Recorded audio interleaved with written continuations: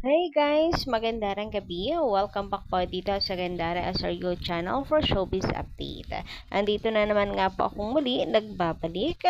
Ang nagmamaganda ninyong kachismosang Kimpa, wala na pong iba si Gandara upang maghatid sa inyo ng latest update and fresh happenings patungkol kay Kim Chiu and Paolo Avellino. And para nga sa gabing ito, tatalakayin natin at pag-uusapan na may kinalaman kay Pao sa pambabasag niya sa chismis. Of course, may iiyak na naman po ng malala dito.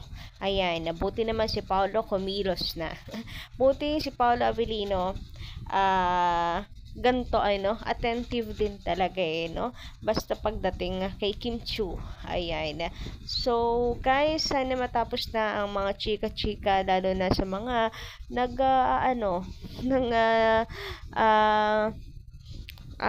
spread ng bad vibes.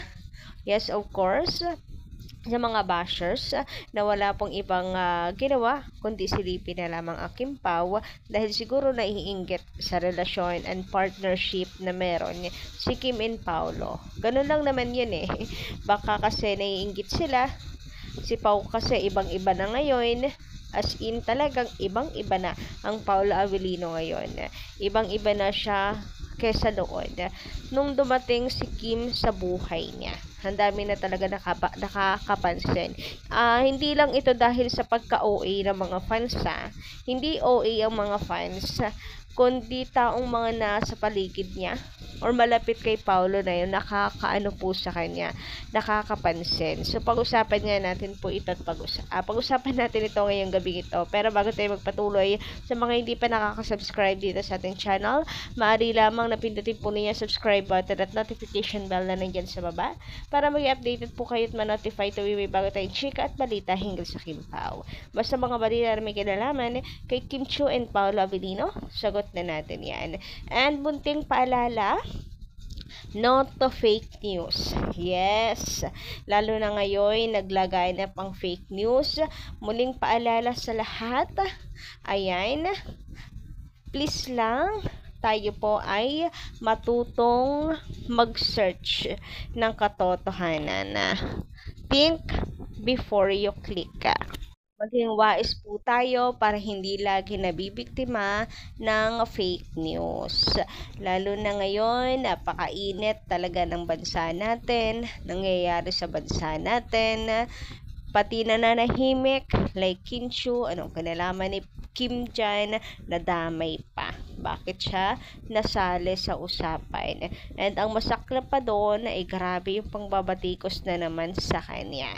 May nababasa ako, bakit si Kim masisisihin, bakit hindi daw yung writers na dahil gusto lamang mag-trending ng Showtime ay dahil usap-usapan, gamit na gamit ngayon ang salitang deserve, gusto rin mag-trending, ginamit din sa spiel, ang namalmaan ay sina Kim at si Kim pa talaga ang pinabasa. So, bakit? Wala naman kasing masama guys sa pagsalita ng deserve. Ano yun? Tinatanggalan nyo ng karapatan ng mga tao gumamit ngayon ng salitang deserve? Grabe naman yon. Pati po writers, hindi kinakailangang mag-sorry at hindi kinakailangang mahiya at pagalitan at sisihin. Kasi walang masama sa salitang deserve. Yun na makikitid lang talaga utak nung iba para pagbalingan ang Showtime or lalong higit po si Kim Chiu. Pati kasi naman movie ni Kimi, idadamay pa nila kung di ba naman sila sangdaang Anyway, sabi dito ni Madam Nanette Medina, ayan, magbasa tayo ng mga comments about sa naging issue na to. Trending kasi si Kim mula kahapon hanggang ngayon. Sikat talaga si Kim, lahat pinapansin. Alam naman nila na wala namang connect kung ano man yung binasa ni Kim sa Showtime sa nangyari sa bansa natin. Ay nako mga bashers, ang laki ng inggit nyo kay Kim. Sana ay bumalik sa inyong lahat ang mga pinaggagawa niyong paninira kay Kim. Alam naman talaga nila, may maipilit lang talaga para masira si Kim. well, expected naman natin to guys, di ba?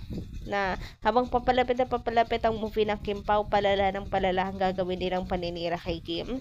Ang ano lang talaga, nakakainis lang din talaga. Bakit ganun? Nakakainis na bakit nakakahanap sila ng mga paraan, patindi ng paraan para siraan si Kim Chiu. Nakakasura, no? Kahit anong gawa nating mabuti, hindi na nga natin sila pinapansin. Si Kim Chiu, di sila pinapansin.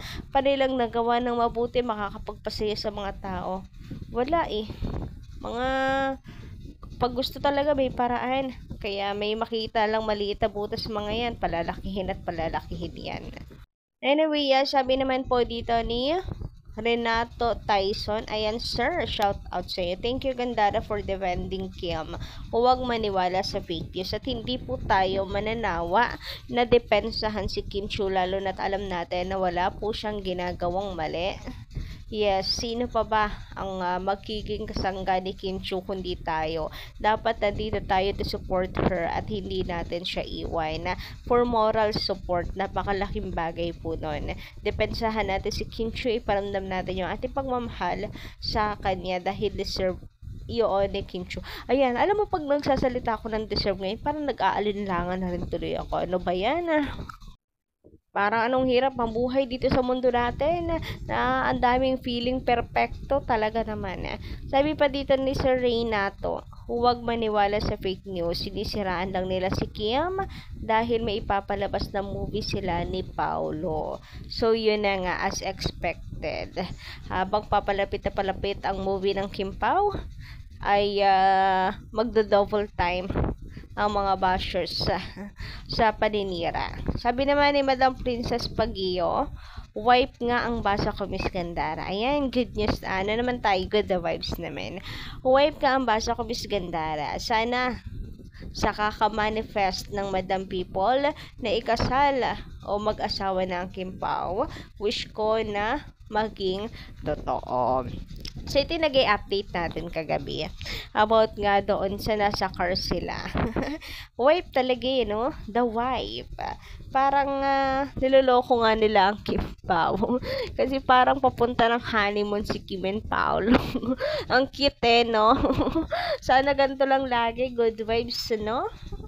No to neka. Ayun, sabi nga ni Kimchi, good vibes lang. Spread love, not hate. Good vibes lang tayo para humaba yung buhay natin. Kasi laughter is the best medicine.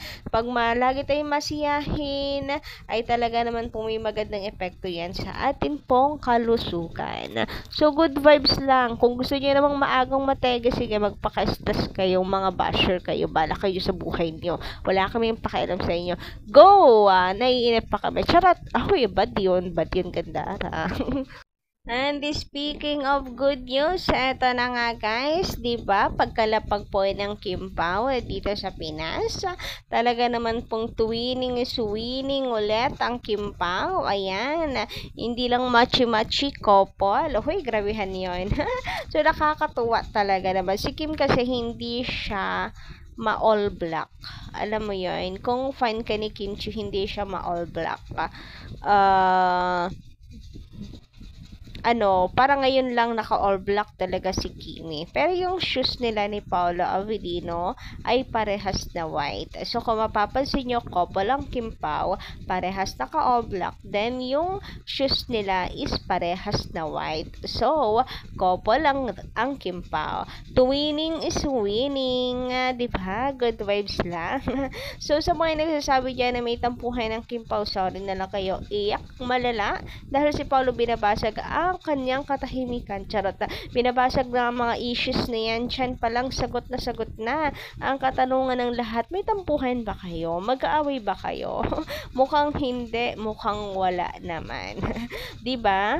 So, couple ang Kim Pao sa mga suotan nila. Plus, eto pa, update, napaka-sweet ng Kim Pao. Seatmate silang dalawa. May pa-selfie, may pa-video together ang Kim Pao. Diba? So, sa mga bashers dyan, iyak na lang kayo talaga malala dahil wala kayong magagawa para ipag-separate si Kim and Paolo, lalo na para mapalitan ang nasa puso ni Paolo, ang sinisigaw ng puso ni Paolo Avellino. Sorry na lang talaga kayo. Hiyak malala na lang. Liyari. Yari ang mga bashers na to kasi Kim Pao or si Paolo Avellino mismo ang bumabasag sa trip nila sa mga kalokohan, sa mga pinagsasabi nila. Yes, si Pau na yung bumabasag, kaya sorry na lang talaga kayo. So, yun lang guys ating update. Good vibes tayo para sa gabing ito. Para naman guys, mahimas-masan. Alam kong puro bad news na lang ang napag-uusapan natin. So, haluan natin guys ng pampasigla. Ayan, para happy lang po tayong lahat. Sabi nga, di ba ni Kim Chiu, good vibes lang tayo. Spread love.